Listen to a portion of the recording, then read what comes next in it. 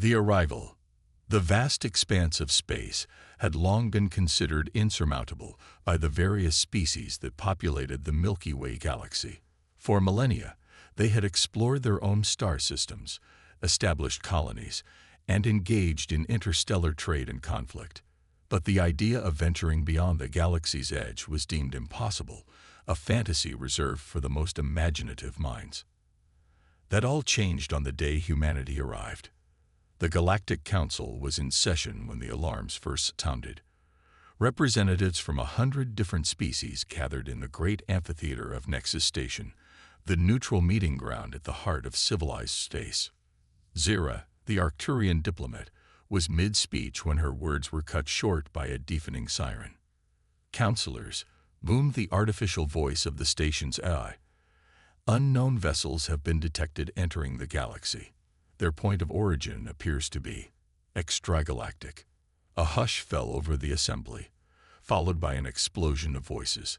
Extragalactic travel was theoretically possible, but no known species had ever achieved it. The energy requirements alone were astronomical, to say nothing of the navigational challenges involved in crossing millions of light-years of empty space. "How many vessels?" demanded Krath, the militant Vargan representative. "Initial scans indicate 17 ships," replied the AI. "Correction, 17 world ships." The uproar that followed was deafening. World ships were the stuff of legend, mobile planets capable of sustaining entire civilizations. The largest known spacecraft in the galaxy was barely 100th that size. As the counselors argued and theorized, a message was broadcast across all known frequencies. It was short, simple, and sent ripples of shock through every being that heard it. "Greetings, galaxy. We are humanity. We come in peace and hope to find friends among the stars." The message was followed by a data packet containing information about Earth, human history, and their journey across the cosmos. As the Council's best minds pored over the data, one thing became abundantly clear. Humanity was unlike anything they had encountered before. Humans had achieved faster-than-light travel centuries ago, mastering wormhole technology that allowed them to cross vast distances in the blink of an eye. Their world ships were marvels of engineering, each one a self-contained ecosystem capable of sustaining millions of individuals indefinitely. But it was not just their technology that set them apart. The history of humanity was a tapestry of triumph and tragedy, of unimaginable cruelty and equally unimaginable kindness. They had nearly destroyed themselves countless times through war, disease, and environmental catastrophe. Yet each time, they had pulled back from the brink, learning and growing stronger. As the Council debated how to respond to the human arrival, reports began flooding in from the outer systems. The human world ships had dispersed, making contact with various species across the galaxy, and everywhere they went, they left a wake of astonishment. On the desert world of Carax, humans demonstrated terraforming technology that could transform barren wastelands into lush oases in a matter of weeks. "We have traveled between the galaxies," Chen continued, "seen wonders beyond imagination, and faced terrors that defy description. We have learned much, but we know there is far more to discover. We hope to share our knowledge with you, and in turn, learn from the wealth of wisdom your civilizations have accumulated over the eons." As Chen spoke, holographic displays sprang to life around the chamber, showcasing human achievements. There were images of sprawling underwater cities, of massive space elevators reaching into the sky, of quantum computers that could simulate entire universes. But alongside these technological marvels were other, more poignant scenes. Children of 100 different ethnicities laughing and playing together. Artists creating works of breathtaking beauty from the most unlikely materials. Scientists and philosophers engaged in passionate debate, pushing the boundaries of knowledge ever further. "We are not perfect," Chen admitted, her voice softening. "Our history is stained with blood and tears. We have made mistakes, terrible mistakes, and we will undoubtedly make more. But we have also learned to forgive, to heal, and to grow beyond our limitations." She paused, her gaze sweeping across the assembled aliens. "We do not ask for your trust. That must be earned. We ask only for a chance to prove that we can be good neighbors, reliable allies, and perhaps, in time, true friends." The council chamber erupted in a cacophony of voices. Some counselors were enthralled by the possibilities humanity presented, while others were wary of the potential threat posed by such an advanced species. The Varkan representative, Krath, was particularly vocal in his opposition. "How do we know this isn't some elaborate ruse?" he growled. "For all we know, these humans could be advanced scouts for an invasion force." Chen met the Vargan's four-eyed glare without flinching. "If we wished to conquer," she said calmly, "we would not have announced our presence. We would not have shared our technology freely with those we've already encountered. We seek cooperation, not domination." As the debate raged on, it became clear that the galaxy was at a crossroads. The arrival of humanity had shattered old paradigms and opened up possibilities that had never before been imagined. Whether this heralded a new golden age of exploration and discovery, or the beginning of an era of unprecedented conflict, remained to be seen. What was certain was that the galaxy would never be the same again. Humanity had arrived, bearing gifts of knowledge and technology, but also carrying the weight of their tumultuous history. They were a species of contrasts, capable of both great compassion and terrible violence, of astonishing creativity and shocking destruction. As the first day of this new era drew to a close, billions of beings across the galaxy looked up at their skies, wondering what changes the coming days would bring. In the great void between the stars, the human world ships continued their journey, ready to face whatever challenges lay ahead. The age of humanity had begun. The Alliance. In the months following humanity's arrival, the galaxy experienced a period of unprecedented change and adaptation. The initial shock of first contact had given way to a complex tapestry of reactions across the various species and civilizations. Some, like the enigmatic Zenla, embraced the humans with open arms, eager to exchange knowledge and culture. Others, such as the militant Kree Empire, viewed the newcomers with suspicion and hostility. Most fell somewhere in between, cautiously curious about the potential benefits of human technology, while wary of the disruption their presence might bring. It was against this backdrop of uncertainty that the swarm appeared. The first attacks came without warning. On the outer rim of the galaxy, entire worlds went dark, their populations vanishing without a trace. As the weeks passed, the attacks increased in frequency and boldness, creeping ever closer to the heart of civilized space. Grainy footage, captured by automated defense systems moments before they were overwhelmed, revealed a terrifying enemy. The swarm, as they came to be known, were a hive-mind species of insectoid creatures. Each individual was the size of a small shuttle, with razor-sharp mandibles and a carapace that seemed impervious to most conventional weapons. They moved with a singular purpose, stripping planets bare of resources and absorbing any organic matter they encountered into their ever-growing biomass. The Galactic Council, for all its millennia of experience in mediating conflicts and managing crises, found itself woefully unprepared for a threat of this magnitude. Traditional alliances crumbled as species turned inward, focusing on protecting their own territories at the expense of their neighbors. It was in this moment of crisis that humanity stepped forward. Admiral Elena Rodriguez, commander of the human world ship Prometheus, addressed an emergency session of the Galactic Council. Her weathered face, displayed on screens throughout the chamber, radiated a calm determination that stood in stark contrast to the panic gripping many of the alien representatives. "We've faced threats like this before," Rodriguez began, her voice steady. "Not on this scale, perhaps, but the principle remains the same. Divided, we fall. United, we stand a chance." She laid out a plan for a unified defense force, combining the strengths of multiple species under a single command structure. Human faster-than-light technology would allow for rapid response to swarm incursions. Zenla energy shields could protect vulnerable worlds. Kree battle tactics, honed over centuries of interstellar warfare, would form the backbone of their military strategy. But most importantly, Rodriguez continued, we need to understand our enemy. To that end, we propose a joint scientific task force dedicated to studying the swarm and finding their weaknesses. The council chamber erupted into a cacophony of voices. Some species, like the Arcturians and the silicon-based Thasians, immediately pledged their support. Others, including the notoriously isolationist Shi'ar Imperium, remained skeptical. Krath, the Vargan representative who had been one of humanity's most vocal critics, surprised everyone by speaking in favor of the plan. I do not trust these humans, he growled, his 4 eyes narrowing.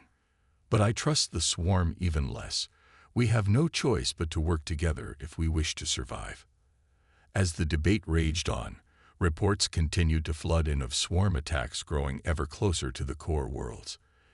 It was the Kree accuser, Ronan, who finally brought the arguments to a close. Enough, he thundered, his warhammer striking the floor with a resounding boom. While we bicker, worlds burn. I, for one, would rather die fighting alongside these humans than cower in the dark waiting for the swarm to devour us all. One by one, the representatives voiced their agreement. By the end of that long, tense session, the Galactic Alliance was born. The next few weeks were a whirlwind of activity as the Alliance took shape. Human engineers worked around the clock to outfit alien ships with FTL drives, while Zenla scientists shared the secrets of their energy shield technology. Kree war colleges opened their doors to tacticians from 100 different species, all united in their determination to stop the swarm. At the heart of this frenetic preparation was the newly formed Scientific Analysis and Research Division, SARD, headquartered on the human world ship Athena. Here, the brightest minds from across the galaxy came together, pooling their knowledge in a desperate race to understand their enemy. Dr. Zorak Vex, a brilliant Thasian xenobiologist, made the first breakthrough. Analyzing tissue samples recovered from destroyed swarm drones, she discovered a complex network of interconnected neurons unlike anything seen before. It's not just a hive mind, she explained to the assembled team, her crystalline body vibrating with excitement. It's a quantum-entangled neural network. Each drone is simultaneously an individual and part of the greater whole. They don't just communicate, they think as one. This discovery led to a flurry of new research directions. Human quantum physicists proposed theories on how to disrupt the swarm's neural network. Zenla energy specialists began work on weapons that could target the unique quantum signature of swarm tissue. Even the reclusive Thasians contributed, offering insights into silicon-based life that proved crucial in understanding the swarm's biology. As the scientific breakthroughs mounted, the military arm of the Alliance began to score its first victories. A swarm attack on the agricultural world of Xander was repelled by a combined force of human, Kree, and Arcturian ships. The battle was fierce, with heavy losses on both sides, but it marked the first time the swarm had been successfully driven back. News of the victory spread rapidly across the galaxy, kindling a spark of hope in billions of hearts. But Admiral Rodriguez and the other Alliance leaders knew that this was only the beginning. The swarm had been checked, not defeated, and they would undoubtedly return in greater numbers. Even as they celebrated their first success, the Alliance was already preparing for the next phase of the war. Human diplomatic teams fanned out across the galaxy, reaching out to neutral or isolationist species in an effort to bring them into the fold. Every new ally meant more resources, more minds working on the problem, and a better chance of survival for all. The Shi'ar Imperium, after much internal debate, finally agreed to join the Alliance. Their contribution, a fleet of devastating warships known as the Imperial Guard, would prove crucial in the battles to come. But perhaps the most unexpected ally came in the form of the symbiotes, a species of amorphous parasitic life forms that had long been considered a galactic menace. A young human scientist named Eddie Brock proposed a radical idea. What if the symbiotes could be used as a biological weapon against the swarm? The notion was controversial, to say the least. Many species had suffered at the hands of the symbiotes and were understandably reluctant to work with them. But as Brock pointed out, desperate times called for desperate measures. After weeks of careful negotiation, a tentative agreement was reached. A small group of volunteer symbiotes would be paired with willing hosts from various Alliance species, creating a special forces unit unlike any other in the galaxy. As these new SimTrooper units began their training, Dr. Kivex and her team at SARD made another crucial discovery. The swarm, for all its terrifying efficiency, had a fatal flaw. Their quantum-entangled neural network, while allowing for unparalleled coordination, also made them vulnerable to cascade failures. If enough drones could be taken out simultaneously, it could potentially cause a chain reaction, disrupting the entire swarm consciousness.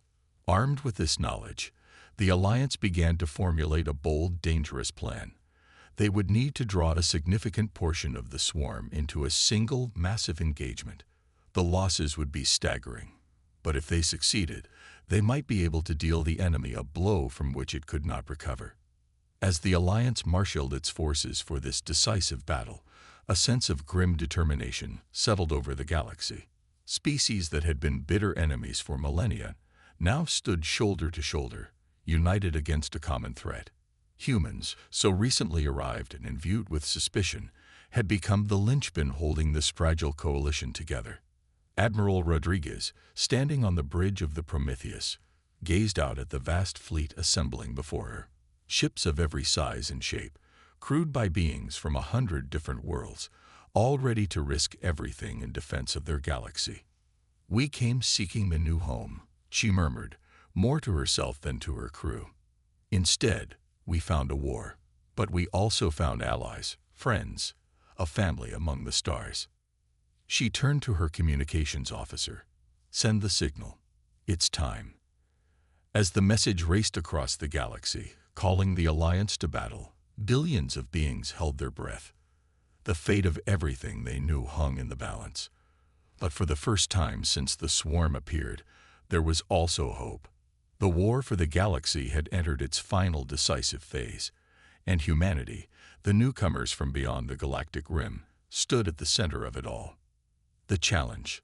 The plan was audacious, perhaps even foolhardy, but in the face of an enemy that threatened to consume all life in the galaxy, audacity was the only option left. Operation Stardust, as it came to be known, was the culmination of months of preparation, research, and sacrifice. The goal was to lure a significant portion of the swarm into a carefully prepared kill zone, where the combined might of the Galactic Alliance could be brought to bear in a single devastating assault. The bait, an uninhabited star system rich in rare elements, the kind the swarm seemed to prize above all else. Alliance engineers had worked tirelessly to seed the system with false readings that would make it appear irresistible to the resource-hungry enemy. As the day of the operation dawned, tension hung heavy in the air of every ship, station, and planet in Alliance space. This was it, their best and perhaps only chance to turn the tide of the war. Admiral Rodriguez stood on the bridge of the Prometheus, her face etched with lines of worry and determination. Around her, a mix of human and alien crew members worked with quiet efficiency, each acutely aware of the stakes. "Status report," Rodriguez called out, her voice steady despite the pressure. "All ships report ready." "Admiral," responded her Kree tactical officer, his blue skin pale with tension. "The Zenla energy shields are at full power, and the symbiote squadrons are in position." Rodriguez nodded, then turned to the holographic display dominating the center of the bridge. It showed the Varuna system, their chosen battleground, along with the positions of the Alliance fleet. Thousands of ships of all sizes and configurations were arrayed in a complex three-dimensional formation, ready to spring the trap. "And our guests?" she asked. As if in answer, alarms began to blare across the bridge. The tactical display lit up with new contacts. Hundreds, then thousands of swarm vessels pouring into the system. "They took the bait," muttered Rodriguez. She took a deep breath, then straightened her shoulders. All ships, this is Admiral Rodriguez. Commence Operation Stardust.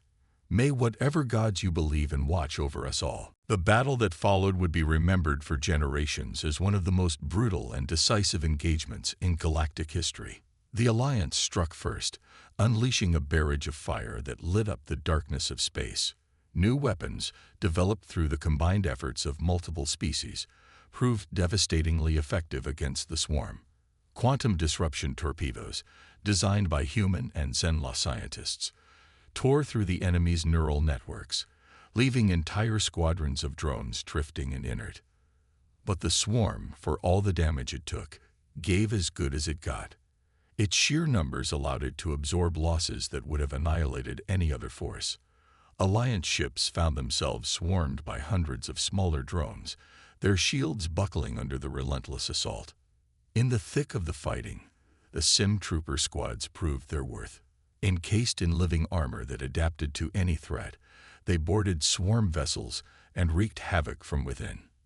Eddie Brock, bonded with a symbiote he called Venom, led many of these assaults personally, his ferocity in battle becoming the stuff of legend. Hours passed, and still the battle raged. The Alliance had inflicted tremendous damage on the swarm, but at a terrible cost. Hundreds of ships had been lost, thousands of lives snuffed out in the cold vacuum of space. As the fighting entered its 10th hour, Admiral Rodriguez received a transmission that chilled her to the bone. Dr. Kivex, monitoring the battle from a research station on the edge of the system, had made a horrifying discovery. The swarm is adapting, the Thasian scientist reported, her crystalline form vibrating with urgency. They're learning from every engagement, evolving in real time to counter our tactics. If this continues, they'll soon be immune to everything we can throw at them. Rodriguez felt a weight settle in her stomach. This was their worst-case scenario. Not just failure, but failure that left them worse off than before. If they couldn't finish this now, they might never get another chance. It was in this moment of crisis that humanity's greatest strength, its ability to think outside the box and take incredible risks, came to the fore. Lieutenant Commander Aisha Patel, a brilliant young physicist, approached the Admiral with a wild idea. What if, she proposed, her eyes shining with a mix of fear and excitement, we could turn their own neural network against them? The plan Patel outlined was insane. It involved repurposing the Prometheus's main FTL drive to generate a massive quantum field that would engulf the entire battlefield. In theory, this field could be tuned to the same frequency as the swarm's neural network, essentially making every drone in the area part of one giant, chaotic mind. The feedback alone could fry their entire consciousness, Patel explained. But it could just as easily fry us. Rodriguez finished for her. Patel nodded grimly. Any ship caught in the field would likely be destroyed. We'd have to evacuate everyone except a skeleton crew.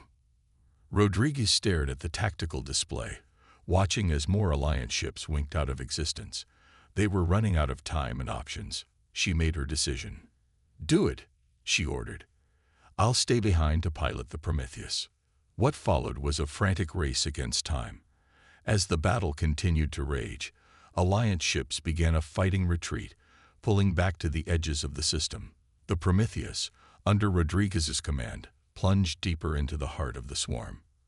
Engineering teams worked feverishly to modify the FTL drive, pushing the technology far beyond its intended limits. Patel, refusing to leave her admiral behind, stayed to oversee the modifications. As the last of the Alliance ships cleared the projected field, Rodriguez gave the order. The Prometheus's drive spun up, emitting a keening whine that resonated through the ship's hull. For a moment, nothing seemed to happen. Then, space itself seemed to ripple and distort.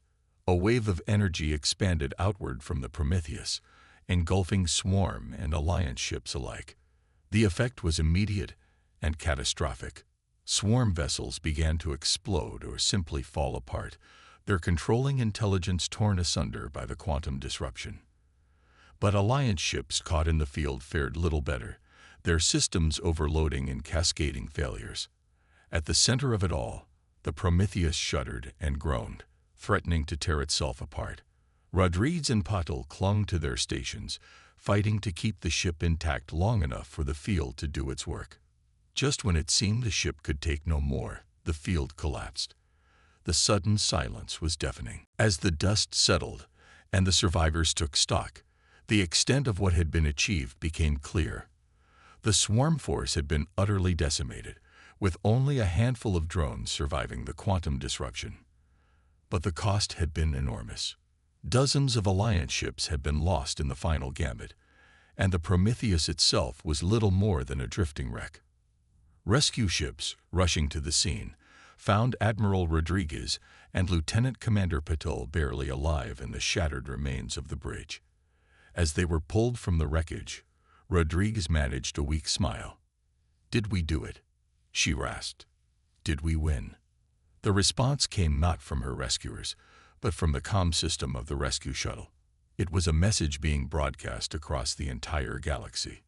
"This is Galactic Alliance High Command. The Varuna system engagement is concluded. Repeat, the Varuna system engagement is concluded. The swarm has been routed. Victory is ours." As consciousness faded, Rodriguez heard the beginning of celebrations erupting across every channel. They had done it. Against all odds, they had won. But even in this moment of triumph, a small part of her knew that this was not the end. The swarm had been dealt a crippling blow, but it was not destroyed. And the galaxy, forever changed by this conflict, would face new challenges in the days to come.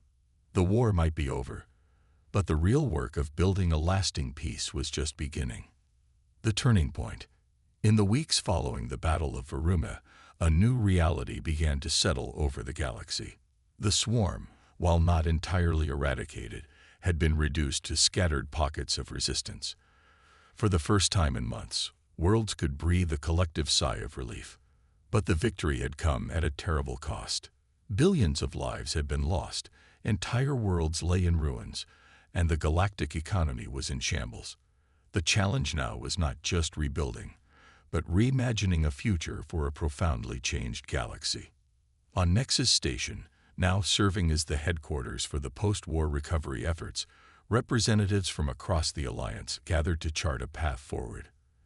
The atmosphere was one of cautious optimism, tempered by the weight of recent events. Admiral Elena Rodriguez, still recovering from her injuries sustained during Operation Stardust, addressed the assembly. Her voice was weaker than before, but her words carried the same strength and conviction. "We've won the war," she began, "but now we face an equally daunting task. We must win the peace." The challenges were immense. Displaced populations needed to be resettled, devastated ecosystems restored, and shattered infrastructure rebuilt. But perhaps the greatest challenge lay in bridging the divides between species that centuries of mistrust and conflict had created. It was in this context that humanity once again stepped forward with an audacious proposal. Dr. Aisha Patel, the brilliant physicist whose quantum field theory had turned the tide at Varuna, unveiled a plan that would come to be known as the Nexus Initiative. "The technology we developed to disrupt the swarm's neural network can be repurposed," she explained, her eyes shining with enthusiasm. "We can create a galactic communication network that operates on a quantum level, allowing instantaneous transfer of information across any distance." The implications were staggering. Such a network would not only revolutionize commerce and scientific research, but could also serve as the foundation for a new form of galactic governance. Every world, no matter how remote, could have an equal voice in shaping the future. The proposal was met with a mix of excitement and trepidation. Many saw the potential benefits, but others worried about the risks of such powerful technology. Krath, the Vargan representative, who had once been humanity's harshest critic, surprised everyone by speaking in favor of the plan. "We feared the humans when they first arrived," he growled, his 4 eyes scanning the room. "We feared their technology, their adaptability. But it was these very qualities that saved us all. Perhaps it's time we embraced change rather than feared it." As debates raged in the council chambers, work had already begun on the ground. Mixed teams of humans and aliens worked side by side to rebuild shattered worlds. The Sim Troopers, their unique abilities no longer needed for war, turned their efforts to clearing debris and constructing new habitats. On the former swarm stronghold of Altair IV, now a blasted wasteland, a peculiar scene unfolded. Eddie Brock, still bonded with the symbiote venom, led a team of terraformers in an experimental project. They were attempting to use modified swarm biotechnology, combined with symbiote adaptability, to rapidly regenerate the planet's ecosystem. It's poetic, in a way, Brock mused as he watched tendrils of new growth creep across the barren landscape, using the tools of destruction to create new life. But even as signs of recovery began to appear, new tensions emerged. Some species, emboldened by the victory over the swarm, began to eye their neighbors' territories with renewed interest. Old grudges, temporarily set aside during the war, resurfaced with a vengeance. It was against this backdrop that the Nexus Initiative faced its first major test. As the quantum communication network came online, connecting worlds across the galaxy, an unexpected consequence emerged. The instantaneous exchange of information led to a flood of cultural exchange, with ideas and philosophies spreading at an unprecedented rate. For some worlds, this was a renaissance, a golden age of learning and growth. For others, particularly more isolated or authoritarian regimes, it was deeply destabilizing. Protests erupted on dozens of worlds as populations, exposed to new ideas, began to question long-held beliefs and power structures. The Shi'ar Imperium, in particular, faced a severe crisis. The Imperial Guard, once the most feared military force in the galaxy, was torn by conflicting loyalties.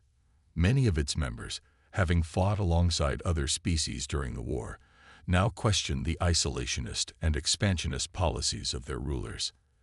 As the situation threatened to spiral into open conflict, humanity once again found itself at the center of events.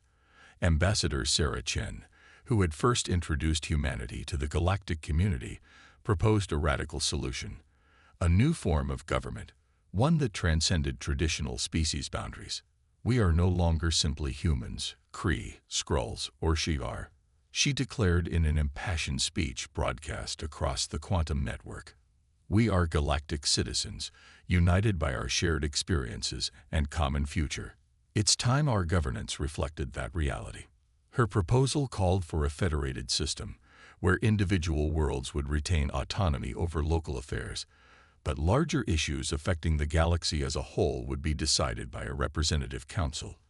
It was a delicate balance between unity and diversity, collective action and individual freedom. The debate over this new system was fierce and often heated. Some saw it as the logical next step in galactic evolution.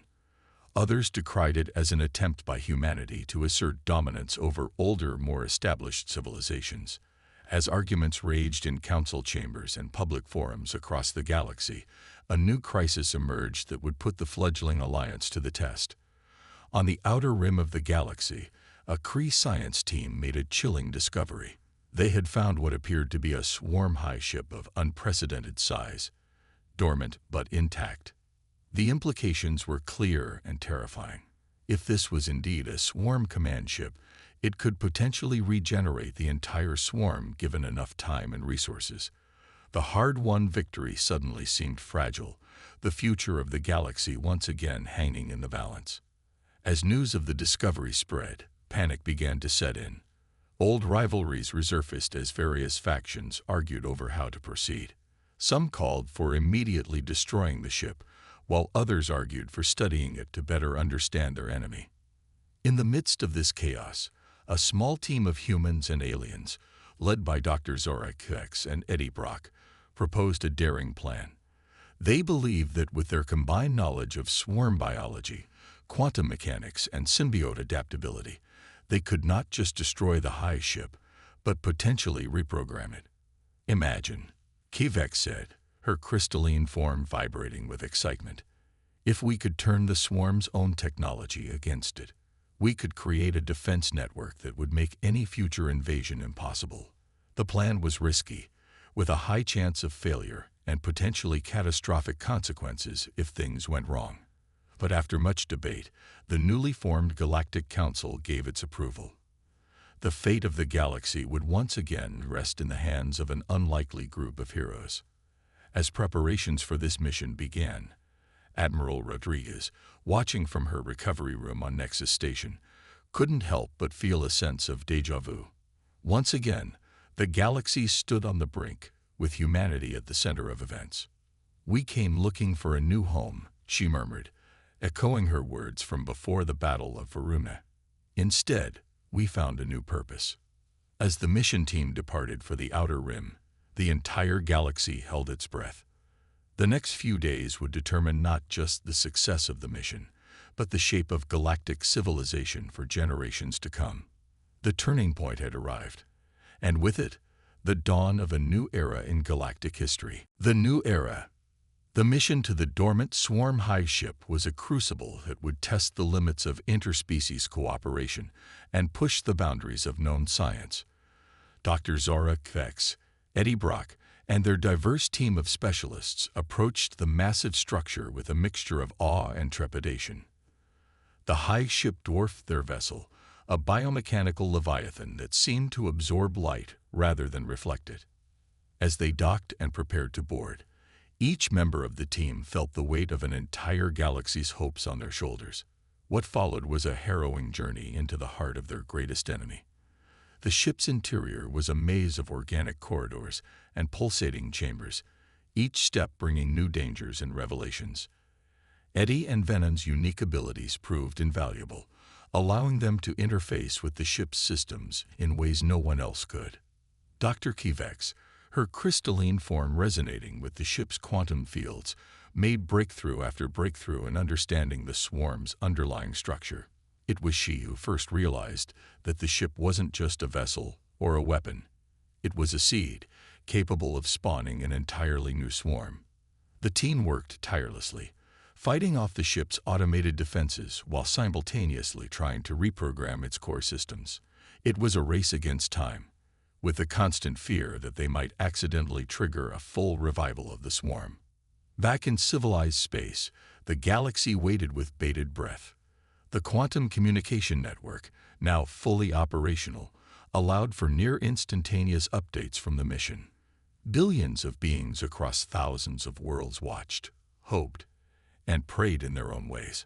On Nexus Station, Admiral Rodriguez and Ambassador Chen coordinated with the Galactic Council, preparing for every possible outcome.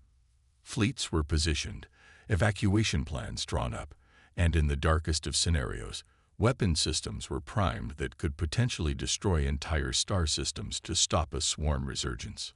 Days turned into weeks, and still, the mission continued. There were setbacks, moments when all seemed lost.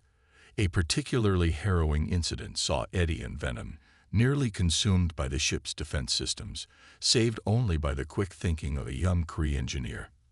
But there were triumphs too.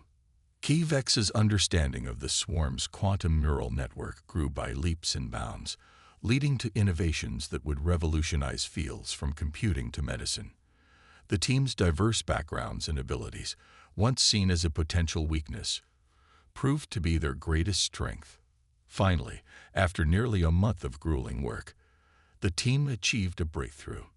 They managed not just to neutralize the Hive ship, but to fundamentally alter its base programming.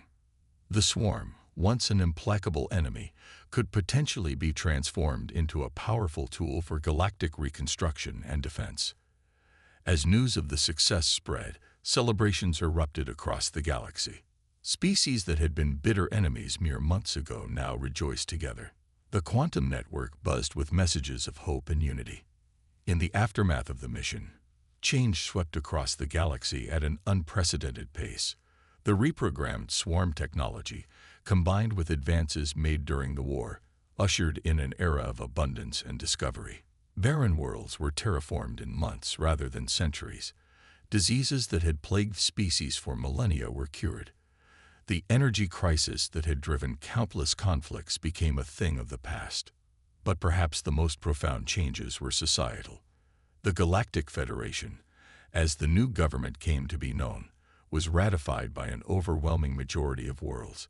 It was a new kind of governance, one that celebrated diversity while fostering unity, that balanced local autonomy with collective action. Humanity, so recently arrived on the galactic stage, found itself in a unique position. Their adaptability, creativity, and willingness to take risks had played a crucial role in saving the galaxy. Now, those same traits made them ideal mediators and problem solvers in the new galactic order. Ambassador Chen, speaking at the inauguration of the First Galactic Federation Assembly, summed up the sentiment. "We came to this galaxy as wanderers, seeking a new home. What we found was a family, diverse, complex, sometimes fractious, but ultimately united in our shared desire for peace and progress. The challenges we faced have forged bonds stronger than any treaty could create. As we look to the future, let us remember that our greatest strength lies not in our technologies or our weapons, but in our willingness to stand together, to learn from each other, and to face whatever comes as one united galaxy." The years that followed saw a flowering of culture and science unprecedented in galactic history. The quantum network, once feared by some, became the backbone of a new galactic civilization. Ideas and innovations spread at the speed of thought, while safeguards developed during the reprogramming of the swarm ship ensured that this free flow of information couldn't be used as a weapon. Eddie Brock and Venom, their unique symbiosis now better understood and accepted, became pioneers in a new field of bioengineering, helping to heal worlds scarred by war and exploitation. Dr. Kivex's work on quantum physics led to breakthroughs in faster-than-light travel, opening up new regions of the galaxy for exploration. Admiral Rodriguez, fully recovered from her injuries, took on a new role as the head of a galactic peacekeeping force. This new organization, comprised of volunteers from all member species, stood ready to face any threat to the hard-won peace.